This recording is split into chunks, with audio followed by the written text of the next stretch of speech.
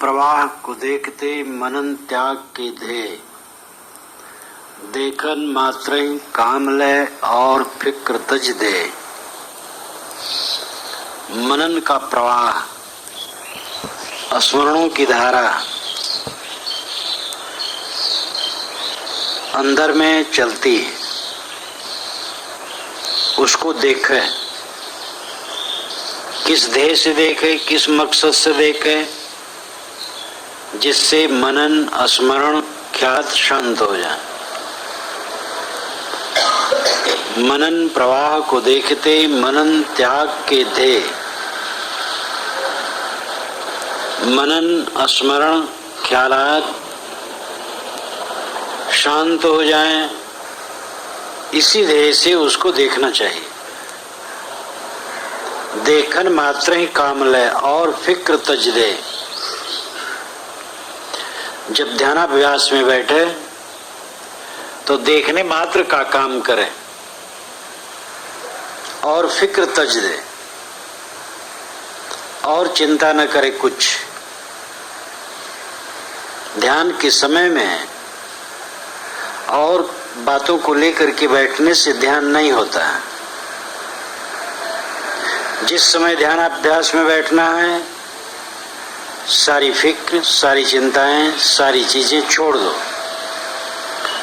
और वहां पर इतना ही ख्याल रखना है कि हमारा मन शांत हो जाए, स्मरण स्थिर हो जाए। मनन भुलावा जो बहुरी, छोड़ ताय वही धारी, ऊब न लावे ताय में कर्तव्य अपन विचारी। मनन भुलावा जो बहुरी, बहुर नाम फिर बारंबार, मनन का जो भुलावा हो, भूल करके फिर स्मरण आए, फिर स्मरण आए, फिर ख्यालात में बह गए। छोड़ता है वही धारी, उसको छोड़ करके वही धारण करो। किसको छोड़ करके? स्मरणों को। क्या धारण करो? देखने की दृष्टि। छोड़ ताय वही धारी, ताय नाम स्मरण, वाही नाम देखने की दृष्टि। ऊब न लावे ताही में, इसमें घबराए ना। कर्तव्य अपन विचारी, समझे कि यही मेरा कर्तव्य है, यही धंधा है, बीजू धंधा नहीं। उस समय अपना यही धंधा समझे, संकल्पों का त्याग। एक बार, दो बार, 10 बार, 20 बार, 50 बार बोलो, फिर चेतो, फिर चेतो, फिर चेतो, फिर चेतो। घबराओ ना। घबराने से ये काम नहीं होता है। ना उकताए हुए मन से कोई भी काम सुंदर होता है।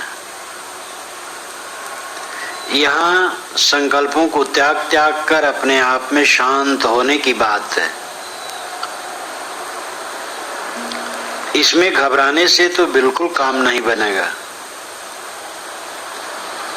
ध्यान इतने होना चाहिए, हल्का भोजन हो, मन राग द्वेष के बोझा से रहित हो, चिंता फिक्र दिमाग पर न रखे।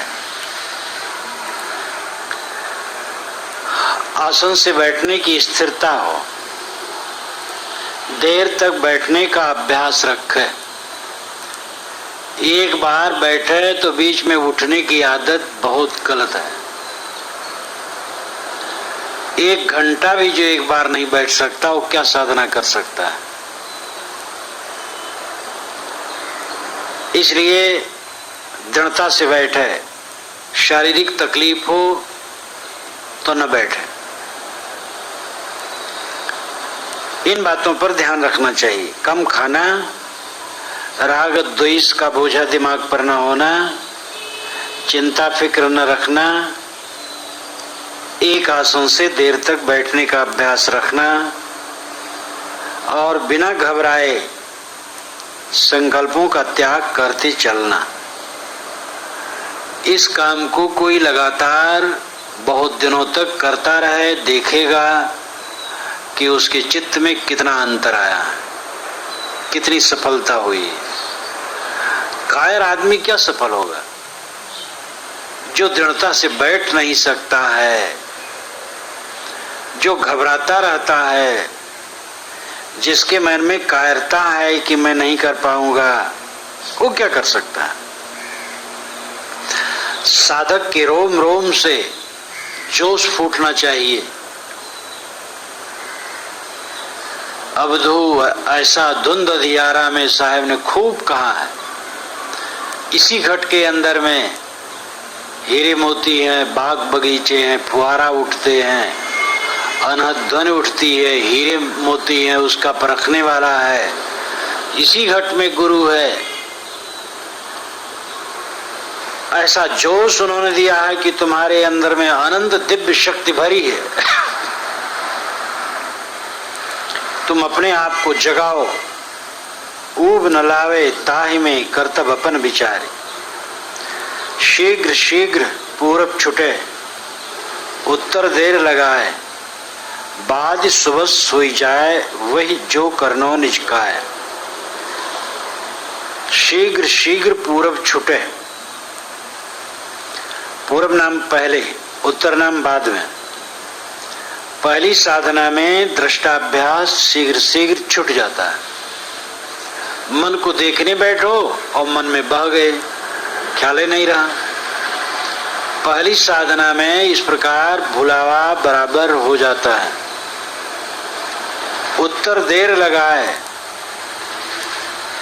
जितना जितना अभ्यास बढ़ता जाएगा देर देर तक मन के दृष्टा बने रहोगे। अभ्यास जितना बढ़ेगा सफलता उतनी बढ़ेगी। ये बिल्कुल गारंटेड है, इसमें कोई संदेह की गुंजाइश नहीं।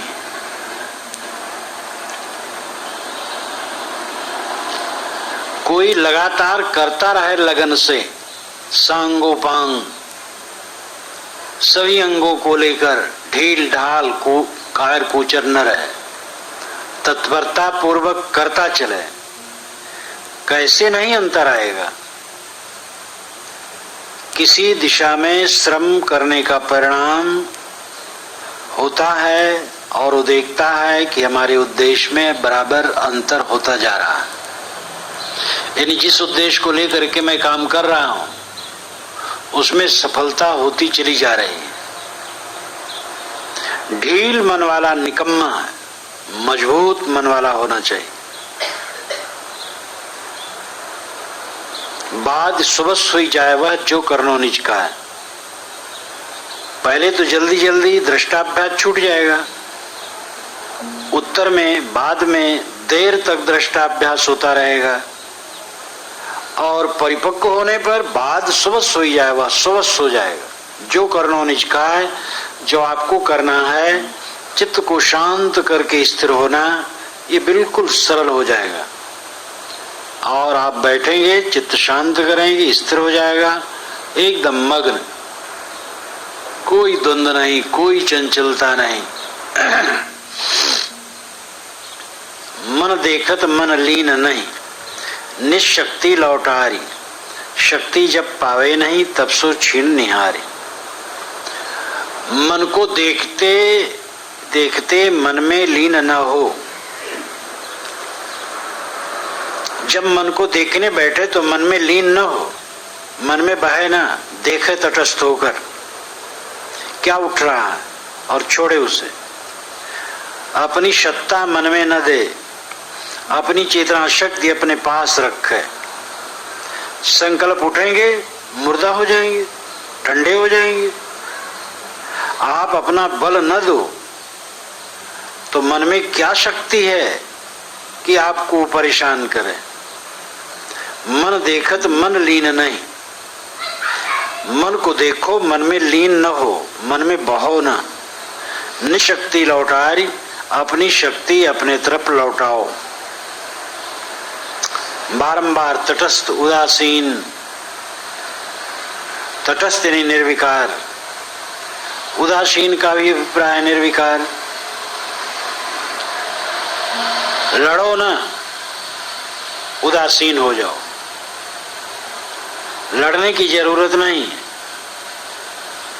संकल्प झूठे हैं, लड़ना क्या? उदासीन हो जाओ, बस मर जाएंगे वो। शक्ति जब पावे नहीं तब सो छीण निहारी। जब संकल्प शक्ति नहीं पाएंगे, छीण निहारी, निहार नाम देखना, देखोगे कि संकल्प छीण हो गए। जब संकल्प आपकी शक्ति नहीं पाएंगे तो वे छीण हो जाएंगे। मांग मांग वो राजा होएगा, तू दाता ते दे तू, समर मन अरसे लत हत हेतु। श्री विशाल साहब ने कहा है, मन दुश्मन से युद्ध ठानो गंदी आदतों को जीतने के लिए। मांग मांग करके वो राजा बन गया और तुम दाता देते देते भिखार बन गए। मन तुम्हारा बल लेकर के तुम्हें रात दिन रुलाता है और तुम उसको भी जीत नहीं पाते हो। ये तो कमजोरी है। शक्ति जब पावे नहीं तब सो छीण निहारी। मन आपकी शक्ति नहीं पाएगा तो वो छीण हो जाएगा, आप स्वस्थ हो जाएंगे। कल्याण साधक अपना कल्याण पूरा न कर सके तो उसकी क्या बहादुरी रही? किस लिए वेश में आए हो? क्या उद्देश्य है? अगर अपने उद्देश्य को पक्का न करो तो क्या विशेषता रही? सुबह सुबह शक्ति बढ़े, जीते मन की चाल। आप ठहरे तबे नशे बंद जग जाल। सुबह सोने पर शक्ति बढ़ती है। जब साधक देर देर तक पूर्ण विश्राम चित्त से रहता है तो इंद्रियों को जीतने की शक्ति मिलती है। अन्य समय में वो पतित नहीं होता है। फिर स्वाद, स्पर्श, गंध, रस, रूप, रुपया पैसा, धन, जमीन, मकान, मान बढ़ाई, पद प्रतिष्ठा, ऊंचे बैठना, नीचे बैठना, दाहिने बैठना, बाएं बैठना, आगे बैठना, पीछे बैठना, इसमें कुछ उसको नहीं लगता। जब जहां जरूरत पड़ी बैठ गया। इस प्रकार सुबह शक्ति हो जाती है। मनुष्य का बहुत बड़ा बल है वैराग्य, अनासक्ति, निर्मोहता।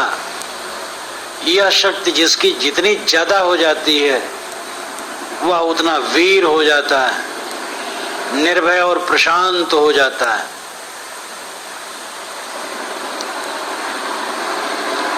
अनासक्ति सुबस्ता है। ऐसे अपनी शक्ति बढ़ती है। जीते मन की चाल। साधक अपने मन की चाल को जीतता है। अभ्यास काल में संकल्पों को त्याग करके शांत, लेकिन तो व्यवहार भी तो आएगा। ये मत समझ लो कि मन कंप्लीट हो गया, अब कुछ करना नहीं।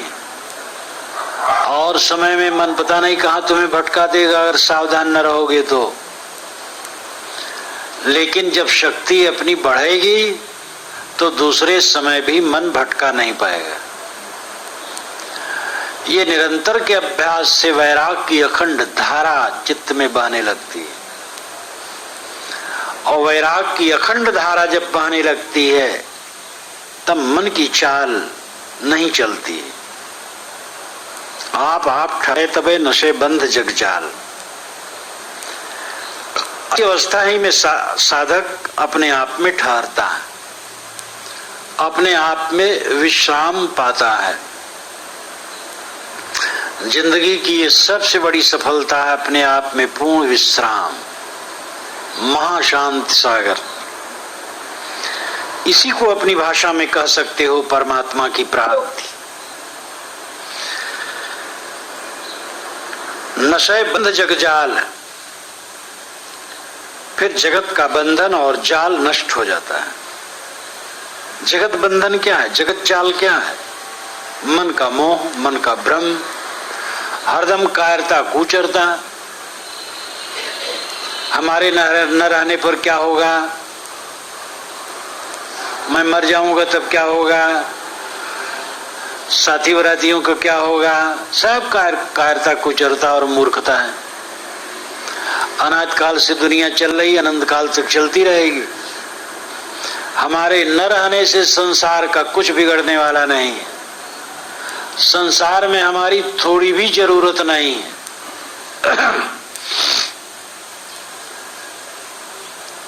साधक को सब तरफ से महाबलवान होना चाहिए, और वो एक ही बात है, अनासक्ति साधक के लिए परम बल है, और ये निरंतर के अभ्यास से परिपक्व होता है, तभी जगत बंधन कटता है। हर समय मोक्ष करबदर रहता है। करबदर कहावत है, मुहावरा है।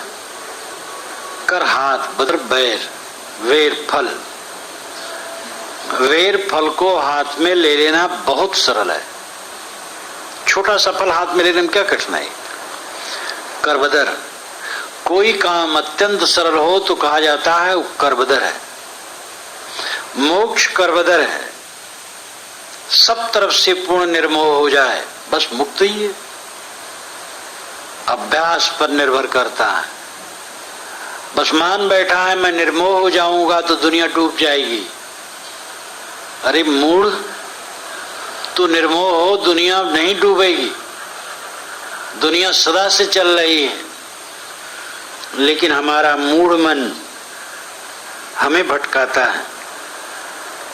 प्रतिदिन समय निकाल के करे यही अभ्यास, होए सकल दुख नाश, तब ठहरे अचल निवास। समय निकाल करके रोज रोज यही अभ्यास करना चाहिए। बैठो स्थिर होकर, संकल्पों को त्यागो, स्मरणों को त्यागो। ये अंतिम साधना है। इस साधना तक पहुंचने के लिए दृष्टि योग, स्वर योग इत्यादि बताया जाता है। अपने मन को आंखें बंद करके उसी में ठहराओ जो दिखाई देता हो बंद आंखों में। सांस पर मन ठहराओ, पहले अभ्यास के लिए ही बताया जाता है। लेकिन अंततः सारे संकल्पों का त्याग। संकल्पों से संसार हमारे सामने होता है। संकल्प शांत होने पर संसार खो जाता है। संसार खोया, पूर्ण विश्राम हुआ।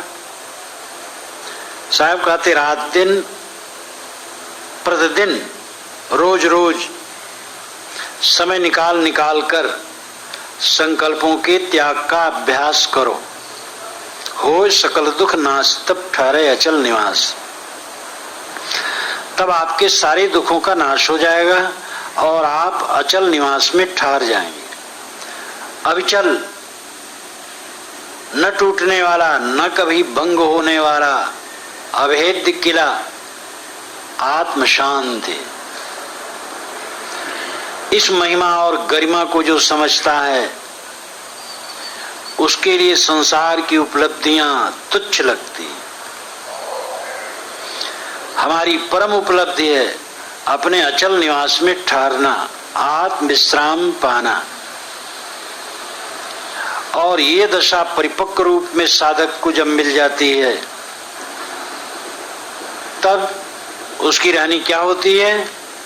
ना मिलने की चाहना, ना छुटने की सोच, धन प्राणी निर्वाह में कौन मन को रोच।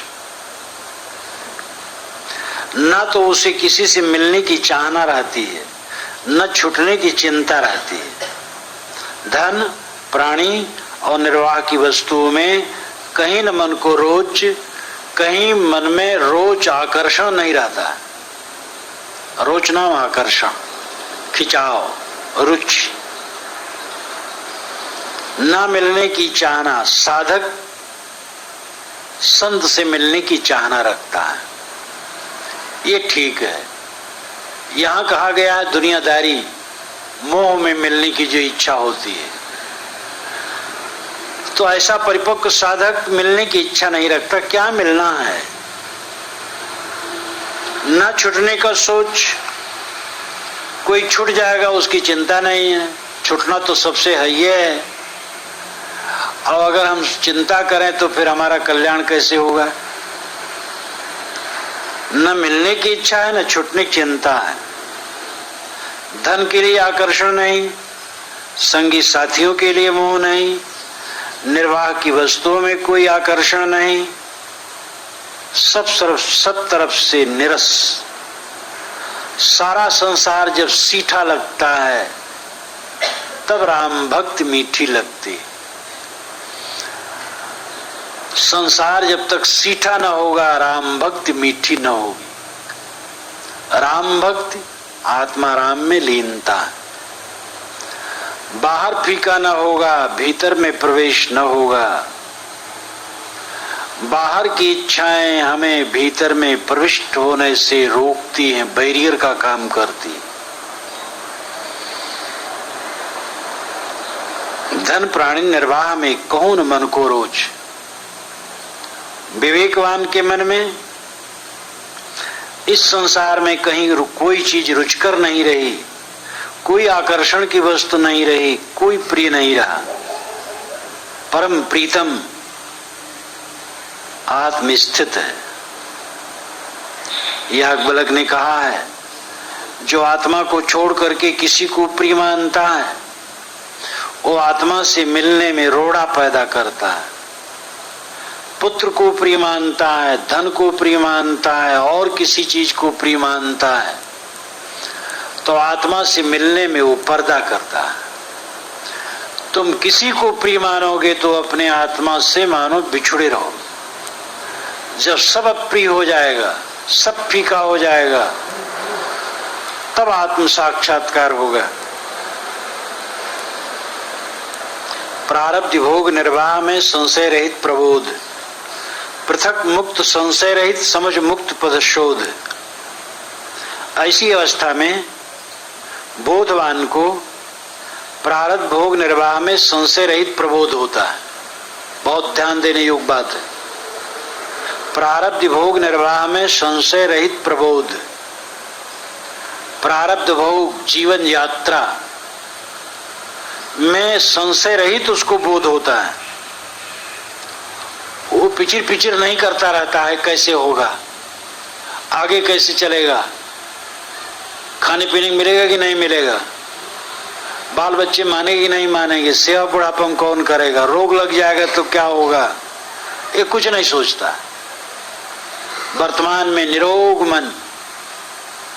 रोज सुबह उठ करके 5 मिनट तक संकल्प करो, मैं निरोग हूं, निर्मल हूं, दिव्य प्रकाशवान हूं, अनंत तेज का केंद्र हूं, बलवान हूं, सुखी हूं, आनंदमय हूं, निर्मल हूं, ज्योतित हूं, मेरे में अनंत शक्ति है।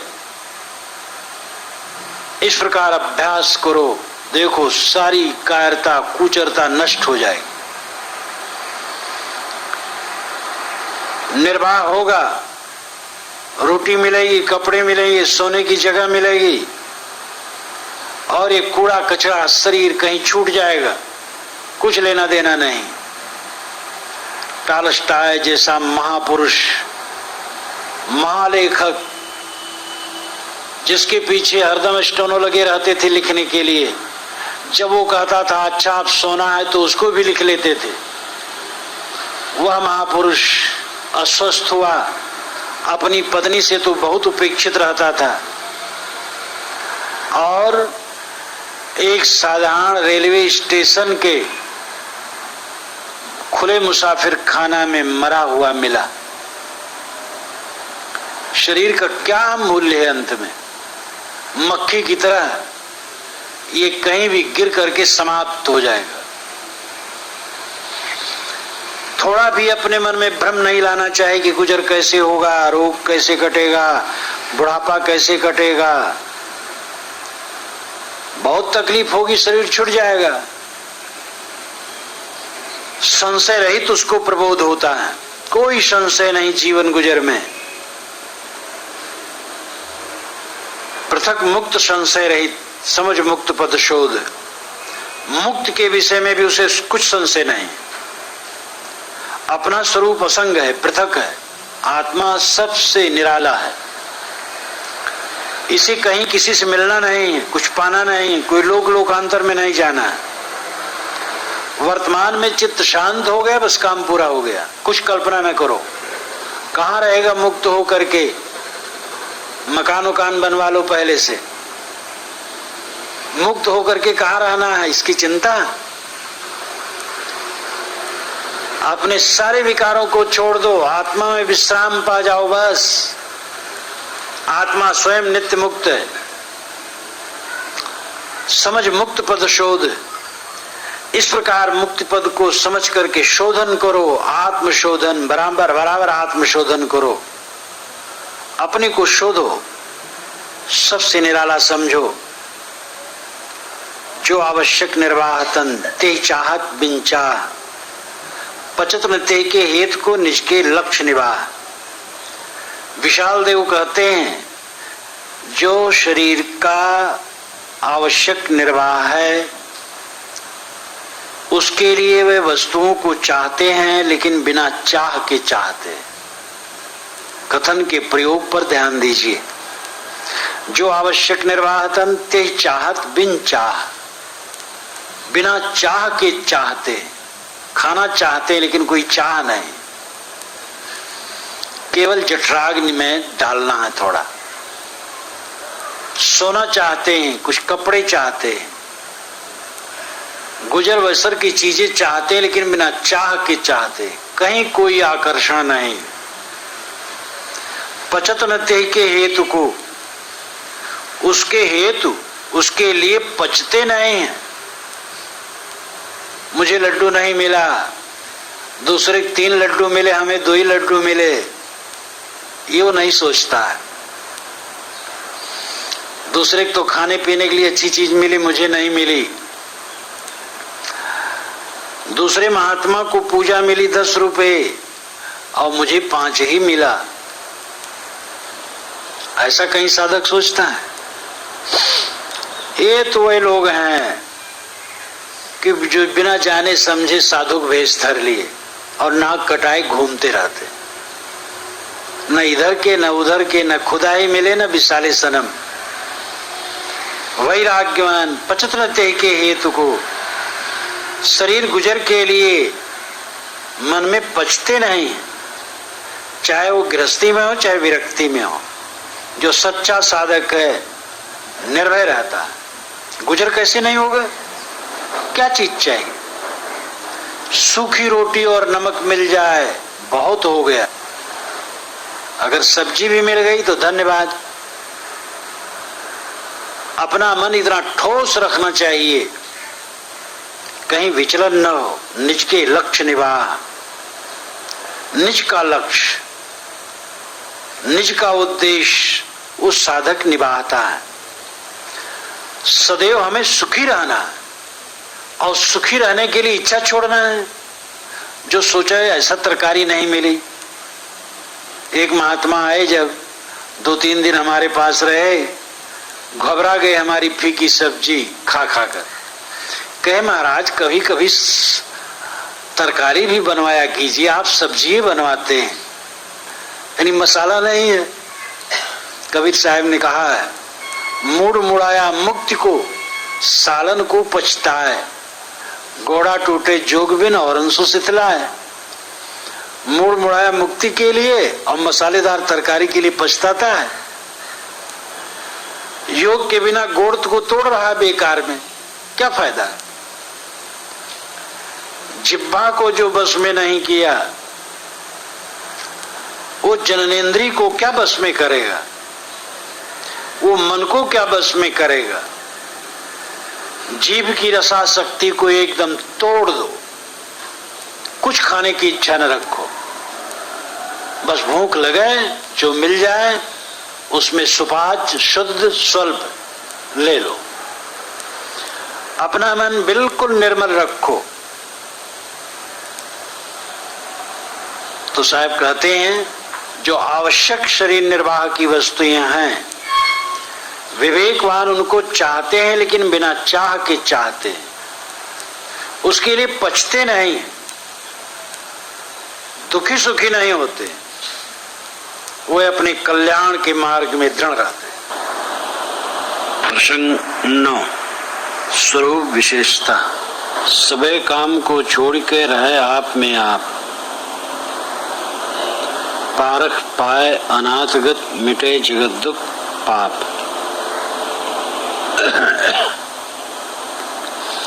सब काम को छोड़ करके अपने आप में रहना चाहिए। जिसको पारक की प्राप्ति हो जाती है वो अनाथगत हो जाता है, उसकी अनाथता दीनता मिट जाती है। मिटे जगत दुख पाप, जगत का दुख और उसका मूल पाप मिट जाता है। सब काम को छोड़ करके अपने आप में रहना चाहिए। इसका अर्थ ये नहीं है कि जो आवश्यक कर्तव्य वो नहीं करना चाहिए। यहाँ अर्थ है सब काम, कामना, इच्छा, वासना, सारी वासनाओं, सारे मोह को, सारी ममताओं को छोड़कर अपने आप में रहो। जब तक कामना वासना नहीं छोड़ी जाएगी कोई अपने आप में स्थित नहीं हो सकता। पारख पाए अनाथगत, पारख नाम परीक्षा, भव व्याधि की परीक्षा, माया की परीक्षा, मोह की परीक्षा। जिन बंधनों में हम बंधे हैं उनकी पूर्ण परीक्षा जब हो जाती है तो साधक बंधनों को छोड़ देता है, इसलिए अनाथगत हो जाता है। उसकी अनाथता दीनता मिट जाती है। मिटे जगत दुख पाप, जो जगत से संभव पाप है और दुख वो मिट जाता है। जगत यानी जागतिक सांसारिक क्रियाओं में सावधान न रहे तो पाप होते हैं। दूसरे का हक मारा जाता है, अपने स्वार्थ के लिए दूसरे को धक्का दिया जाता है, ये मुख्य पाप है और इससे इंसान को दुख होता है। जो करने वाला है उसको दुख होता है, लेकिन जो उसमें करता रहता है,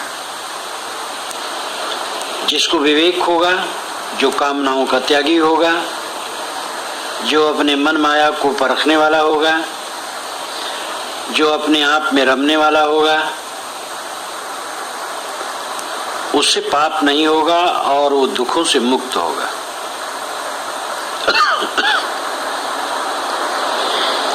सब काजन को काज्य, सब जापन को जाप, सब ज्ञानन को ज्ञान, यह जैते पुनः न ताप। दुनिया में जितने काम हैं सबसे बड़ा काम अपने आप में पूर्ण विश्राम पाना है।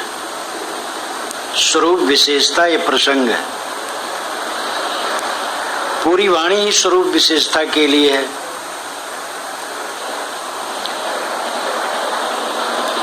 स्वरूप में स्थित ये सबसे बड़ा काम है। हम जीवन में जितना बड़ा काम मानते हैं वो काम थोड़े समय में निरर्थक लगने लगते हैं। बड़ी बड़ी उन्नतियां निरर्थक लगने लगती। राजगद्दियों का चक्कर तो सदैव इतना छिछला रहा है। जो गद्दी पर रहा वो गिराया जाता रहा, जो गद्दी पर नहीं था वो गद्दी पर पहुंचने के लिए चेष्टावान था।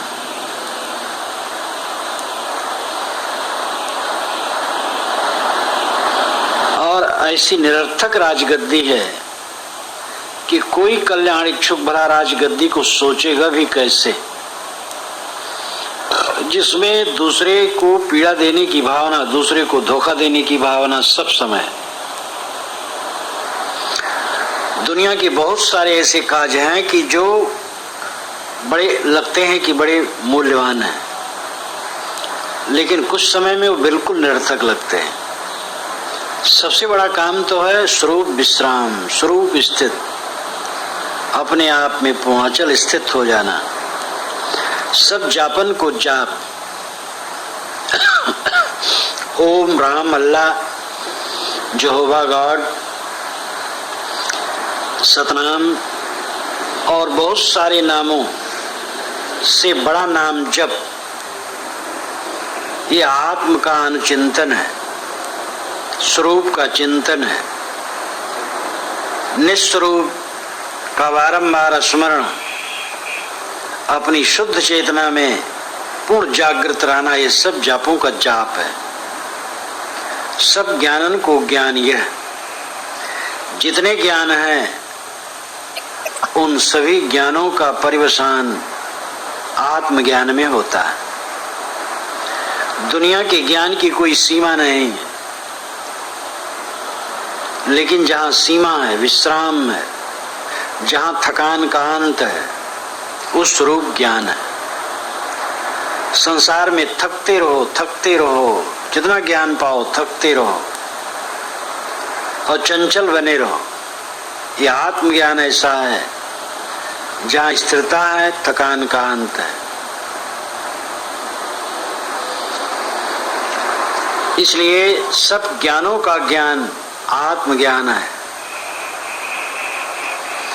जेते पुनः न ताप, जिसे आत्मज्ञान हुआ, आत्मा में जो विश्राम पाया, उसके मन में कभी ताप नहीं होता है, कभी पीड़ा नहीं होती। सब वेदन को वेद या सब शास्त्रन को शास्त्र, जेकी रचना सब रचे तेतज सबही अशास्त्र। सभी वेदों का ये वेद है, वेद नाम ज्ञान। ऋग्वेद, यजुर्वेद, सामवेद, अथर्ववेद और उपवेद भी हैं। इन सारे वेदों का वेद आत्मज्ञान है। जीव की चेतना ही से सारे वेद आविर्भूत होते हैं। ये सब वेदों का वेद है। आत्मज्ञान अपने को समझ लेना, ये बराबर मैं कभी कभी कहा करता हूं, छंदोविद, वेदविद, वेदविद, तीन प्रकार के विद्वान होते हैं। छंदोविद का अर्थ है वेद के छंदों के स्वरूप को समझकर उसको याद करना और स्वर सहित पाठ करना, ये छंदोविद होना है। और वेद के मंत्रों का विवरण पूर्वक अर्थ कर लेना, ये वेदविद होना है। और जानने योग को जान लेना वेद्यविद है। वेद्य नाम जानने योग्य, जानने योग्य स्वयं आत्मा ही है, स्वरूप ही है। अपने स्वरूप को पहचान कर स्वरूप में विश्राम पाना, ये सब वेदों का वेद है। सब शास्त्रन को शास्त्र, सांख्य, योग, न्याय, मीमांसा, वेदांत इत्यादि समस्त शास्त्रों का शास्त्र स्वरूप ज्ञान है।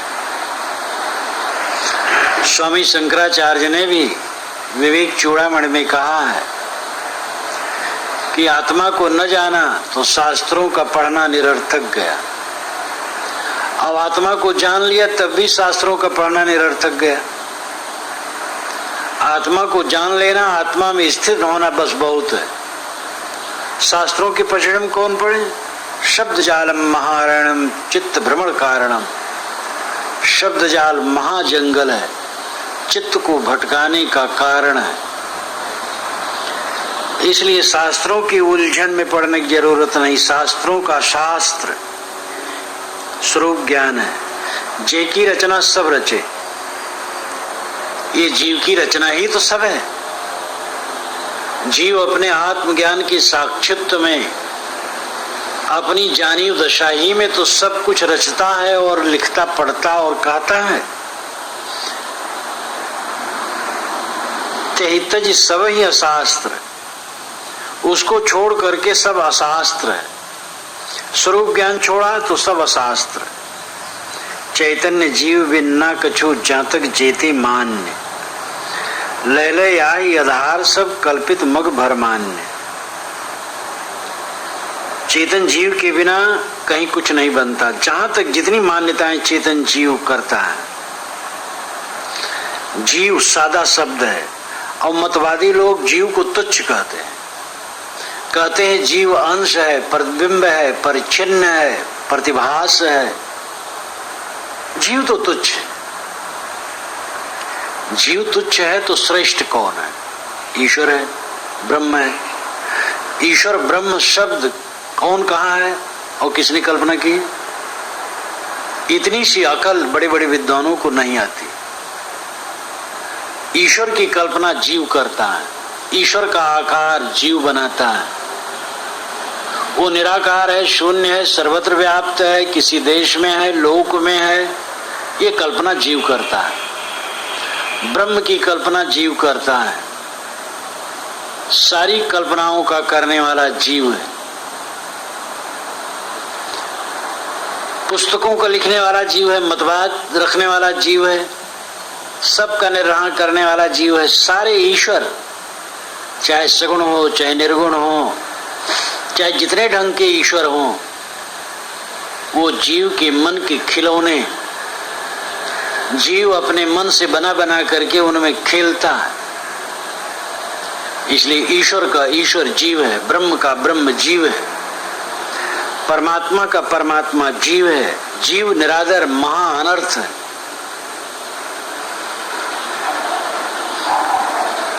चैतन्य जीव के बिना कुछ नहीं होता है।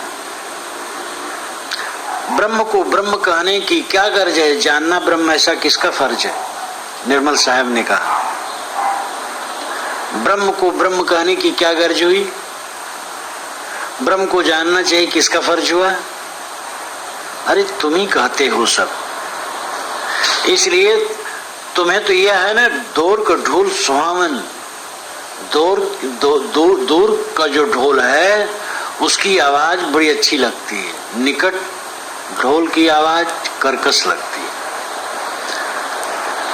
बाहर ब्रह्म है तब अच्छा लगता, बाहर ईश्वर है तब अच्छा लगता है। इसलिए ईश्वर ब्रह्म की कल्पना हम करते रहते हैं। मैं खुद ब्रह्म हूं, मैं खुद ईश्वर हूं, मैं खुद परमात्मा हूं, मैं खुद परमार्थ हूं, परम अर्थ हूं, परम तत्व हूं। मैंने ही तो सारे ज्ञान विज्ञान की कल्पना की है। ये सीधी बात सोचना समझना मतवादियों का बड़ा पिनाक है। दृष्टि उलटने पर समझ में बात आती। इसके सूत्र वेद शास्त्रों में और संतों की वाणियों में जगह जगह हैं, लेकिन उससे ज्यादा जंजाल है। ईश्वर का जंजाल खूब है। इसलिए वो ईश्वर के जंजाल में फिर आत्मज्ञान खो जाता है। कर्म की हो ही स्वरूप ही चीन्हे, स्वरूप को चीन लेने पर कर्म नहीं होते। जीव पाओ निज सहज स्वरूपा, जीव निज सहज स्वरूप को पा जाता है। अब ये मानस में है, लेकिन दबा महाजंजाल भरा है मानस में। हाथ पैर वाले भगवान की बड़ाई करते करते कलम घिस दी गई। या तो परोक्ष में ईश्वर की कल्पना है, या तो व्यक्ति रूप में ईश्वर की कल्पना। देहधारी देह है, अमुक देहधारी जो स्वयं स्वरूप है, उसकी रेखा है बीच बीच में जो सत्य है, उस पर दृष्टि नहीं जाती। वेद शास्त्रों में सर्वत्र है, संत वाणियों में सर्वत्र है। चैतन्य जीव बिन्ना कछु जहां तक जीते मान में। संसार में जितनी मान्यताएं हैं, सारी मान्यताओं का सृजक ये चैतन्य जीव है, मनुष्य है। ले ले आई आधार सब कल्पित मग भर मान्य। ये जीव और आत्मा ही का आधार लेकर के सारे कल्पित मार्ग बनाए गए हैं, उसमें जीव भटकता है। आपो बरी आपन घर बंधा, झूठा मोह काल को फंदा। अपने हम भूत प्रेत की कल्पना करते अथवा अपने उसमें पीड़ित होते हैं।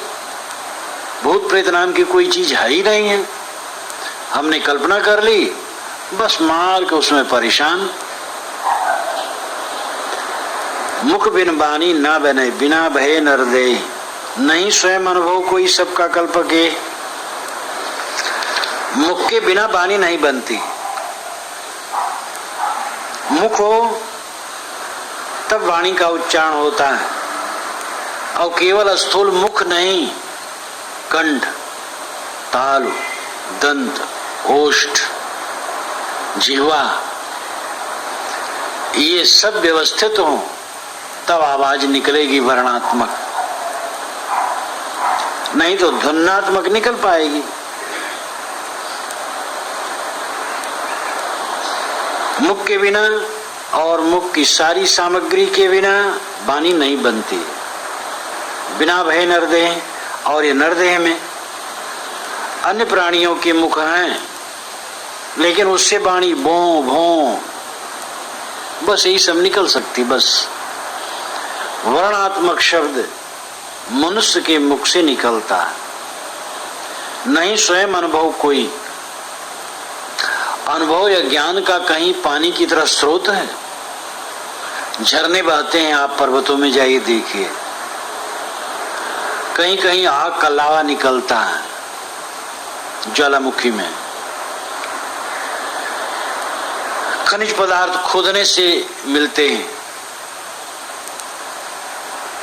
इसी प्रकार कहीं पृथ्वी में या कहीं किसी जगह अनुभव का स्रोत नहीं है, ज्ञान का स्रोत नहीं है कि कहीं खोद दो जमीन में, उसमें ज्ञान भबक भबक करके निकला करे।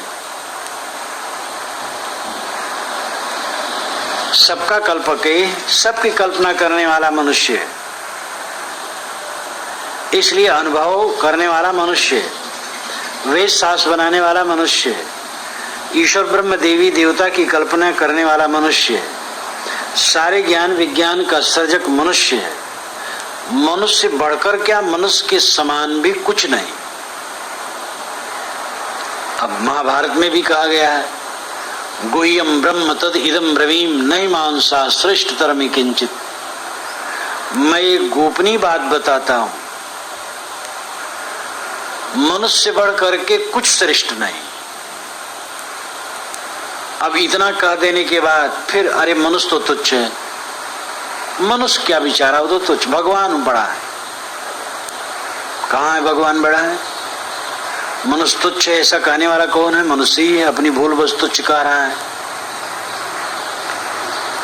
अपनी गरिमा महिमा को जब तक न समझोगे, धातु प्रसादान महिमान महात्मना, ये उपनिषद में कहा गया, धातु के प्रसाद होने पर महिमानम आत्मना, आत्मा अपनी महिमा में प्रतिष्ठित हो जाता है। धातु कहते जो धारण करे, मन और इंद्रियां धातु है, ये जीवन को धारण करते हैं। इनके प्रसाद शुद्ध हो जाने पर, निर्मल हो जाने पर महिमानम आत्मना, आत्मा अपनी महिमा में प्रतिष्ठित हो जाता है। अपनी गरिमा, अपनी महिमा, अपने महत्व को समझो।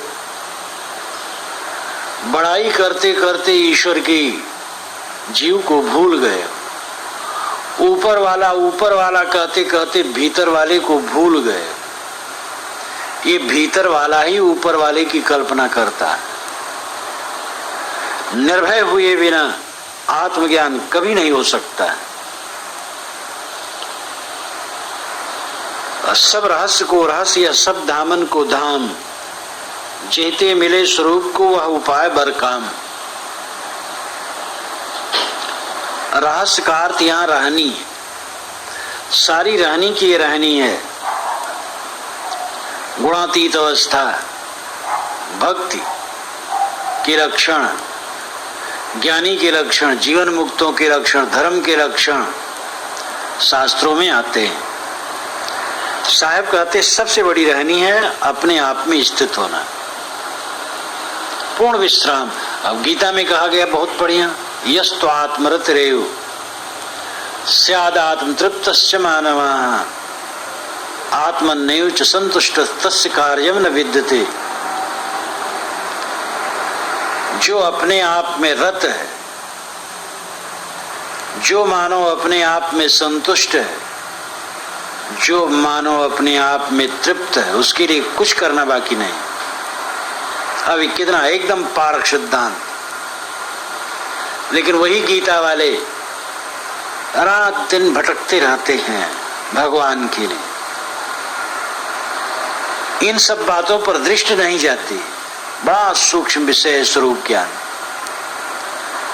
भटकना भटकना भटकना, सब तरफ भटकना। अच्छे अच्छे ईमानदार वैराग्यवान साधक बिचारे बुढ़ापा में रोते, हमें भगवान के दर्शन नहीं हुए, जो कभी होने वाला नहीं। दर्शन तो दृश्य का होता है, वो माया है। सारे दर्शनों को छोड़ करके अपने दृष्टा स्वरूप में स्थित हो। योग दर्शन क्या बताता है? तदा दृष्टु स्वरूपे अवस्थानम, तदा तब दृष्टु दृष्टा की स्वरूपे स्वरूप में अवस्थानम स्थित हो जाती है। योगस्य चित्त वृत्ति निरोध है। जब चित्त की वृत्तियां निरुद्ध हो गई तो योग है। और चित्त की वृत्तियां निरुद्ध होने पर क्या होता है? तदा दृष्टु स्वरूपे अवस्थानम, तब दृष्टा की स्वरूप में स्थित हो जाती है। इसलिए सब रहनी की रहनी है। सब धामन को धाम, वैकुंठ धाम, स्वर्ग धाम, साकेत लोक, गोलोक, शिवलोक, ब्रह्मलोक, सतलोक, ये सारे लोक मन की कल्पनाएं हैं। ब्रह्मलोक अलग कहीं नहीं, आत्मलोक ही ब्रह्मलोक है। बृहदारण्यक उपनिषद में भी ऐसा कहा है।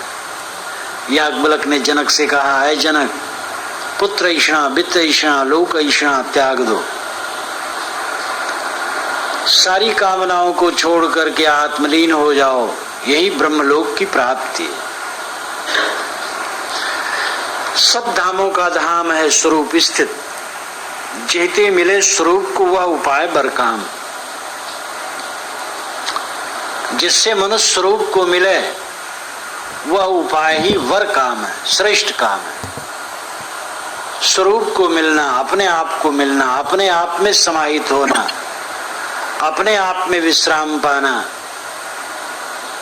ये जीवन का परम उत्कर्ष है। जग प्रताप कबीर का जो पारक सिद्धांत, निराधार पद प्राप्त कर जहान संसृत भ्रांत। इस प्रकरण की समाप्ति में विशाल देव सदगुरु कबीर की याद करते। कबीर का जगत में जो महाप्रताप है वो पारक सिद्धांत है। परख परख करके सब कुछ छोड़ देना और अपने आप रह जाना, ये पारक सिद्धांत है। पारख ऊपर थिर हुए रहना, सकल परखना न कछ गहना। पारख में स्थित हो जाना, ज्ञान में स्थित हो जाना और सब परखना और कुछ पकड़ना नहीं। जो संकल्प आए परख परख करके छोड़ते जाना और कुछ पकड़ना नहीं, ये पारक सिद्धांत है। कबीर का यही प्रताप है, यही पारक सिद्धांत ही प्रताप है। निराधार पद प्राप्त कर जहान संसृत भ्रांत। इसी में जीव को निराधार पद की प्राप्ति होती है। यहाँ फिर संसृत नहीं है। संस्कृत का मतलब है चलना, गति। संसृत इत संसार, जो सर्क वो संसार है। संसृति आवागमन, भटकना, सारे विचारों को, सारे संकल्पों को, सारे दृश्यों को परख परख के छोड़ देना, अपने आप में पूर्ण विश्राम पाना, यही संसृत का अंत है। जो कुछ पर है उसको छोड़ देना, स्व में स्थित हो जाना, यहाँ संस्कृत का अंत है और भ्रांति का अंत है। विशाल दास गुरुपद शरण, स्वस्वरूप धन प्राप्ति, मिले गए अज्ञान दुख पुनः दरिद्र न व्याप्ति। श्री विशाल साहब कहते हैं कि यह दास गुरु के चरणों में जा करके उनकी शरण ले करके स्वस्वरूप धन प्राप्त, निस्वरूप रूपी धन को पाया। परम धन निस्वरूप है। उपनिषद में भी ये बात कही गई, आत्मा ही स्वाभाविक धन है और धन तो क्या मिला हो छुटा। आत्मा ही वह धन है जो कभी छुटता नहीं। मिले गए वो अज्ञान दुख, स्वरूप ज्ञान मिला तो अज्ञान चला गया और अज्ञान जाने से दुख चला गया। पुनः दरिद्र न व्याप्त, अब दरिद्रता मन में नहीं व्यापेगी। संसार की इच्छा बुझ गई, अपने आप में विश्राम पा गया, फिर क्या दरिद्रता। पारक गुरु की प्राप्ति हो, सब काम पूर्ण हो गए। निज परख बात जो काल सत्य मोह सब अब खो गए। निज हेतु से सब लक्ष्य है, निज परख नित्य समो गए। पारक परख में शांत हो, अब शांत शांत सदो गए। पारक परख परख में ठहरे, पारक छोड़ी अन्न नहीं बिहरे। पारक परख परख बिन जहरे, गुरु कबीर की शिक्षा यह है। ये श्री प्रेम साहब द्वारा इस शांत शतक प्रकरण के अंत में फल रूप छंद में कहा गया है। इसमें अनेक बार पारक की पुनरुक्ति की गई है। पारक परख इन दो शब्दों की बारंबार पुनरुक्ति की गई है जोर देने के लिए। पारक गुरु की प्राप्ति भो, पारक गुरु की प्राप्ति का मतलब है ऐसा गुरु जो ये बताए कि परख करके सब कुछ छोड़ो, अपने आप रहो। ऐसा गुरु पारखी गुरु। पारखी गुरु ये नहीं बताता है कि तुम्हें कुछ पाना है, वो बताता है तुम्हें सब छोड़ना है।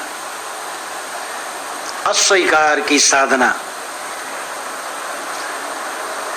यही समझना थोड़ा सा कठिन है। अरे कुछ पावे तो साधना करे, पैवे न करे जो न रहे तो खोई दे तो कौन साधन। लेकिन असलियत यही है, सब खो दो। ये बात पहले से कही गई है। नास में नामे नाम कपिल विचार में है। मैं करता नहीं, मैं भोगता नहीं, मेरा भोक्तृत्व नहीं, सब कुछ का त्याग। योग क्या है? वियोग। पुंस प्रकृत वियोगो, प्रकृत पुरुष का वियोग ही योग है। सब कुछ को छोड़ देना ही योग है। योग नाम जोड़ना नहीं है। योग का मतलब वियोग है। जहां तक आप अपना मान बैठे हैं सब कुछ छोड़ दो, यही योग है और यही परमार्थता। सब कुछ का विसर्जन पारखी गुरु वही है जो ये बताए कि सब छोड़ दो, शेष रह जाओ। पारखी गुरु की प्राप्ति हुई, अब सब काम पूरा हो गया। निज परख बात सुकाल सब, निज परख बात जो काल सत्य मोह सब अब खो गया। अपने ज्ञान स्वरूप के अलावा सब काल जाल है। आत्माराम में विश्राम के अलावा सब काल जाल है, इसलिए सब का मोह अब खो गया। निज हेत से सब लक्ष्य है, निज परख नित्य सम हो गए। अपने दुख निवृत्त से सारा लक्ष्य है, तो अपने में ही अब समा गए। अब क्या रह गया? कुछ नहीं रहा। पारख परख में शांत हो, अब शांत शांत सद हो गए। शुद्ध स्वरूप पारख में ज्ञान में शांत हो गया, अब सदा के लिए शांत हो गया। पारख परख परख में ठहरे, पारख छोड़िए नहीं बिहरे। शुद्ध शब्द परख है, उसका अपभ्रंश पारक है। परख नाम परीक्षा, छानबीन, दृष्टा बन करके सारी भ्रांतियों को काट देना, ये परख पारक है। जीव का स्वरूप ही पारख यानी ज्ञान है। जीव सबको परख करके छोड़ दिया और अपने आप में ठहर गया। अब साधक को चाहिए आगे पारक छोड़ करके बिहरे न कहीं। ये सदैव ध्यान रखे कि सब कुछ को देखना और छोड़ना। जहां रहो चिपक न जाओ, ये मेरा है। कोई रूप देखे, गंध शब्द स्वाद स्पर्श मोह हो गए, ये पारक खत्म हो गया। कहीं न मोह हो तब पारक। जाते सगलो परखिया सो पारख निज रूप, तहां हो स्थिर तू नहीं जाई भ्रम को। जिससे तूने सबको परखाओ, पारख निज रूप है, वहीं स्थित हो जाओ और झाई में न पड़ो। ये इस स्त्री पुरुष के शरीर, नगर ग्राम, पर्वत जंगल आकाश, चांद सूरज सितारे, कहीं किसी दृश्य में मोह मत। पारख छोड़ या नहीं बिहरे, पारख परख परख बिन जहरे। जो पारख में स्थित नहीं रहता वो जहर पाता है, मानो दृश्य में मोह किया, मानो विष चढ़ा उसको। रूप देखा और पारख में न रहा, सावधान न रहा, तो जहर चढ़ा रूप का। बेकार रूप आया गया, और जो रूपवान लगता है 4 दिन में खोखला। ये जवानों की दशा कितनी दयनीय है, 10 दिन के बाद ढीले ढाले। इसलिए रूप, शब्द, गंध, स्पर्श इत्यादि में जो चिपका वो जहर खाया, दुख पाया। गुरु कबीर की शिक्षा यह है। फलचंद कहने वाले संत श्री प्रेम साहब कहते हैं कि गुरु कबीर की यही शिक्षा है कि सबको परख डार दे तू भी जाती। वचन तो ये निर्मल साहब के, लेकिन कबीर साहब ने ही संकेत किया है